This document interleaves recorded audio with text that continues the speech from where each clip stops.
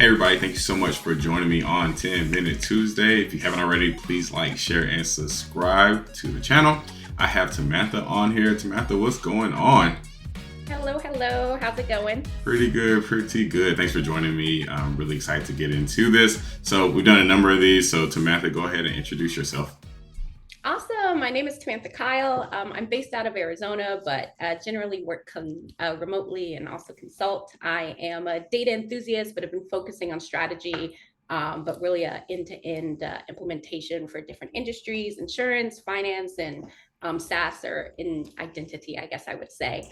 I like wine, love a good concert, and am really excited to share part of my journey for folks to learn from. Awesome. Great introduction. So, from that intro, we hear you've done a number of things in data, done a whole bunch of things, but at certain points you had to get your start. So, what really compelled you to get into data to begin with?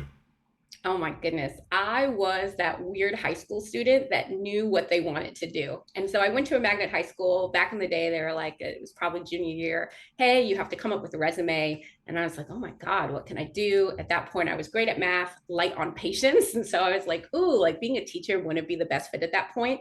Patience, I've definitely improved. I think it's definitely a key skill to success. But at that point, that's where I was. I did a bunch of Googling, came across actuarial science. And so I did a summer program at Howard University, ended up going there full time, and then got my bachelor's of business administration, focused in insurance, concentrating in actuarial science and minoring in math. And so my first career was an actuary at a very strong company in an actuarial rotation program, which is all underlying data analytics related. Awesome. So really quite the journey. So even from day one, you're like, I'm going to do this, and you had a vision and a plan, and now you are doing that. So that's really incredible that you had that. So understanding that, you've done a number of things, had a number of jobs, but to date, it doesn't have to be data related. But what would you say is your least favorite job that you had? Oh my goodness. So I will say I became an actuary because I was super good at math, but also really passionate for the role that insurance played, especially for like Black communities. Insurance is such a lubricant that most people don't understand. But I really wanted to get into insurance to kind of tackle a lot of what are these products, how are they priced, what communities do they serve, and how they serve them. That said, I back in 2014 had taken 6 months off, did a ton of traveling. I was living in Manhattan before I left, wanted something slower, smaller, and really a different cost of living. I got headhunted into a position in Iowa, and it was an investment actuary. And I knew I never wanted to be an investment actuary. I think it's really smart people that do really interesting and great work, but I just didn't want to help people save money on taxes. That's not why I became an actuary, but I wanted to see if I could do that role. Super complex, a 60 billion annuity portfolio with some really advanced hedging strategies. I learned so much. It was so complicated, but I knew it was not my passion. And so walking in there, I really had a like 2 year timeline to see, can I do it? Can I excel?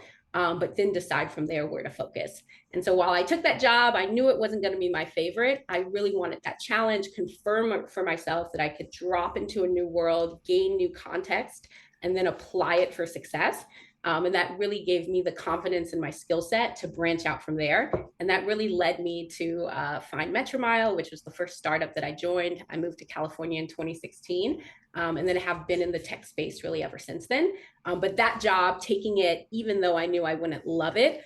So from that perspective, it was probably my least favorite, but really gave me the skills and confidence that I needed to branch out and really led to my success today. I love that. I always put a quotation mark around failure because no one really fails, or you take every experience and you take it and run with it and gain from it. So I love the concept of failing forward. So it's amazing to hear it's everybody's journey of what they've done to get to where they're at. So with that in mind, what's one lesson that your job has taught you that you think everyone should have at some point in their life? I would say my big lesson, and really my, I guess, phrase that I coined at my last term, but is like that contextualization.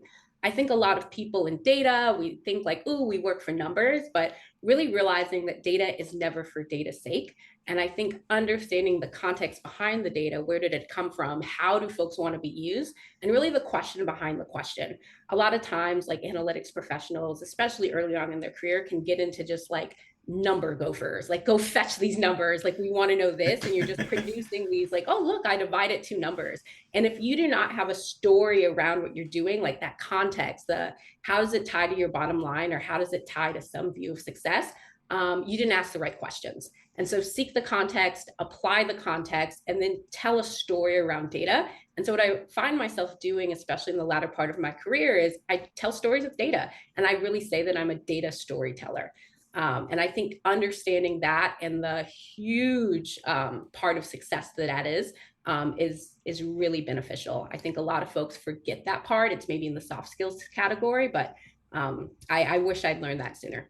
Got you, got you. That's really a fantastic lesson, and I think that's something that a lot of people, especially in the industry, storytelling components of it, wish they had picked up is like the context and asking the question of what is this value, what is it doing, versus just churning out reports. So I think that's definitely someone that we all should definitely heed on. So kind of a follow up to that, think about where you started at and someone who's starting out in their career. What is one piece of advice you would give to someone who really is just starting out in their career? Oh my goodness. I feel like the big piece of advice, and it's something I'm actually still really bad at today, especially being like an industry switcher, but is finding and maintaining mentors. I think even in our conversations, you've mentioned your mentors and how they really led you to the positions that you're in. I found coming from an actuarial world, I had some great mentors in that space, but once I switched over to tech or switched over to analytics more broadly, I didn't necessarily seek and have those mentors. It's currently on my to-do list. But I tell everyone, this is the like, don't do as I do, or do as I say, don't do as I do. But even in my own career, that's my number one goal right now is how can I find mentors to take me to that next level, to upskill me, challenge my thinking. And especially in these new ways where I'm working at a SaaS company for a product that isn't yet on the market. But there are folks that have always done some part of what you've done or have some really great coaching perspective. Find those people, keep those people, and also rotate those people. As you go throughout your career, you might need different types of mentors on different types of topics. So don't be scared, I guess, to transition your prior mentor into a friend that you keep up with much more lightly and find a different interaction or a different engagement to upskill you in the ways that will take you to that next level. Love that. Love that. Definitely. I like the piece of rotating depending on the season. Like, it doesn't mean you just stop talking to them. It's just you might need to find someone else based on where you're at in your trajectory and your season and your growth and where you're going. So I think that's a fantastic piece of advice. All right. So tell me about the most. Oh, go ahead.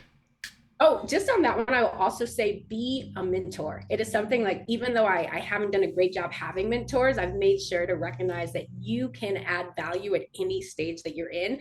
There's someone that's trying to do what you've done or that would benefit from knowing about, however, to what challenge you came across or how you approach things. So do not be scared to say, hey, I'm not an expert, but you have something to give and please go give it. And so be that mentor. It's such a rich relationship. You get so much out of being a mentor as well as being mentored. I think that's so true. And like, especially at church, and the philosophy that my preacher talks about is that the more you give, the more you get back. And it can't just be a one-way street, right? You can't just necessarily be receiving all this guidance from people. Like, you have to give some out because, like you just mentioned, right? Everybody has, at some point in their journey, learned something and can give that back to someone who's seeking something. So that's a really fantastic point. Yes. Oh, I like your preacher. Okay. Yeah. Awesome. All right. So tell me about the most influential people in your life and how they made an impact on you. Oh man. So still to this day, so early on, especially talking about coaching, I'd done this like summer actuarial program. One of the speakers was this amazing gentleman, Stafford Thompson, who's still working today. He's still in the insurance space, an influential Black actuary. The way that he gives back, the way that he highlights and tells stories from the industry, highlights the accomplishments of other people, and really just brings people together and shares his wisdom. I continue to be amazed by what this man does. So Stafford Thompson had an early influence on me. I followed his career, keep in touch, etc., and just really love. He's in the actuarial space still, and for me, it was a kind of template for how you can be your authentic self. So for actuaries, as an example, like less than 2% of actuaries internationally are Black, and so there's a really great organization that focuses on how do you increase those numbers. But in any space that is underrepresented, I find that a lot of people struggle for how to bring their whole self into that space. And he really laid a template for what that looks like and what that could look like while still being part of these highest governing bodies of whether individual organizations or an industry. And then besides that, I will say my aunt, she owns a court reporting agency for 30 years, not an adjacent industry, but seeing an entrepreneur, seeing what that looks like to build a business from the ground up, to maintain those client relationships. Her whole approach to life and business has definitely been influential. And so between the two of them, I think they're super impactful in what they do. And I've learned a lot from how they approach their jobs, their personal lives, that I hope to imitate and leverage. Oh, that's great. That's great. Definitely highly influential people, very sharp. Just the way you talk about them, sharp individuals and very smart people. All right, Tomantha, Oh, where can yeah. So where can listeners find you at online? mm. So a few different places. One, LinkedIn is definitely just a great connecting platform. I do a lot of panels and talks focused on racial equity in the insurance space, that I'm kind of branching into other spaces as well. There's some some interesting websites such as the Evolution of Insurance, which is through the partnership of IABA and CIS. Just Googling Tomantha Kyle, different talks and panels that I've been on are pretty interesting, but I'd love to connect on LinkedIn. I'm always interested to hear others in the profession, see what they're doing, how can I get involved, stay in touch. And so LinkedIn, I'd say, is the main place to go. Awesome. Well, thank you so much for joining me today. This was great. Any final words? We're closing out. Um, no, I guess I will just say, like, seeing this segment on LinkedIn has definitely been great for myself. I've loved the people that you've had, the conversations that you've had, and really just want to thank you for making this platform and having me on. So definitely appreciate that. And thank you so much for creating the space. Yeah, no problem. Thank you for being on. And everybody, thank you for watching. And as I mentioned at the beginning, if you haven't, please already like, share, and subscribe. And we'll talk to y'all next week. Y'all have a great day.